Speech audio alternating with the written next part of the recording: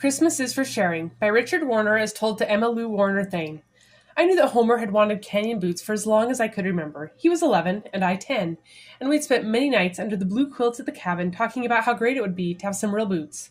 Boots that would climb through thorny bushes, that would ward off rattlesnakes, that would nudge the ribs of a pony. We had planned the kind of leather they should be and what kind of decoration they should have. But we both knew it was just talk. The Depression had been hard on Father's business, and even shoes for school were usually half-soled hand-me-downs. Christmas that year had promised as always to be exciting, though mainly because of the handmade things we'd worked on in school for our parents. We never had money to spend on each other, but we had caught early in on our lives a sort of contagion from our mother. She loved to give, and her anticipation of the joy that a just right gift would bring to someone infected our whole household. We were swept up in breathless waiting to see how others would like what we had to give. Secrecy ruled, open, exaggerated secrecy, as we made and hid our gifts. The only one whose hiding place we never discovered was my grandmother's. Her gifts seemed to materialize by magic on Christmas morning and were always more expensive than they should have been.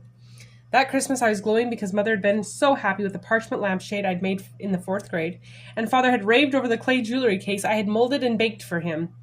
Gil and Emma Lou had been pleased with the figures I'd whittled out of clothespins, and Homer had liked the scout pin I'd bargained for with my flint.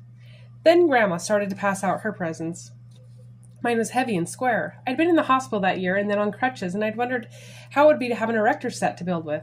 Grandma had a knack at reading boys' minds, and I was sure that's what it was. But it wasn't. It was a pair of boots.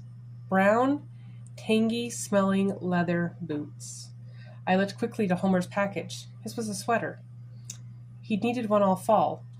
I wanted to cover my box before he knew what it was. I didn't want the boots. They should have been his.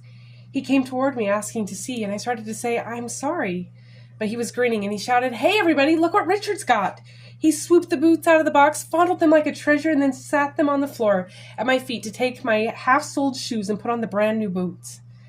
I don't remember how the boots felt, nor even how they looked, but Christmas rang in my soul because my brother was glad for me.